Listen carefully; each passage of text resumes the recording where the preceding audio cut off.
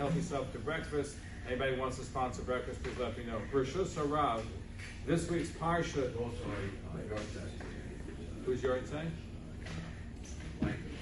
Andre Langer. Right, I knew Andre Langer. So Rishus Harav, just a quick thought.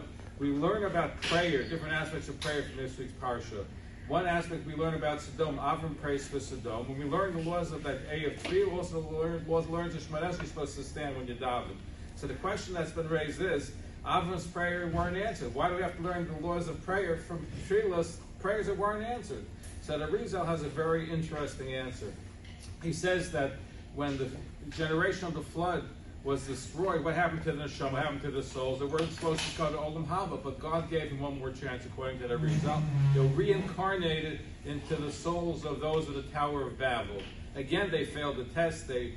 So their souls were supposed to be cut off from the world to come. God gave them one more chance, and they were reincarnated, according to the Kabbalah, into the souls of Sedom and Amorah.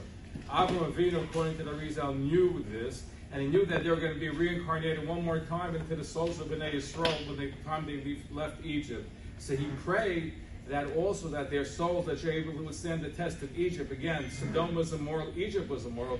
He prayed that they should be able to withstand the test of Egypt and leave Egypt. And in fact, while his prayer wasn't successful for Sedom, they were successful later on, which shows, according to the Rizal, that sometimes a prayer doesn't get answered right away, it gets answered a little later on. However, I think there's a better source for tefillah in this week's parsha is Yishmael. Yishmael is there in the desert, he's hungry, he's thirsty, and God listens to his prayer, Asher Hu Sham. So Chazal say that he sinned in the past, he was worshipped Avodah Zarah, and the Malachim said he's going to kill his descendants, the Ishmaelites are going to kill the Jews in the time to come. So why do mercy now? So the Torah says, and God says, Asher Hu Sham, where he is right now.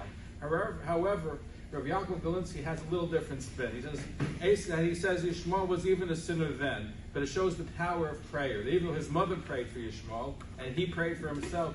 Imagine the power of prayer. Even such a person, Yishmael, who was a thug, who did all kinds of terrible things, who was idolater, and yet God listened to his prayer. Sincere prayer is listened to by God, and that's why you learn that from Yishmael. Despite who he is, at that moment in time, God still heard his prayer.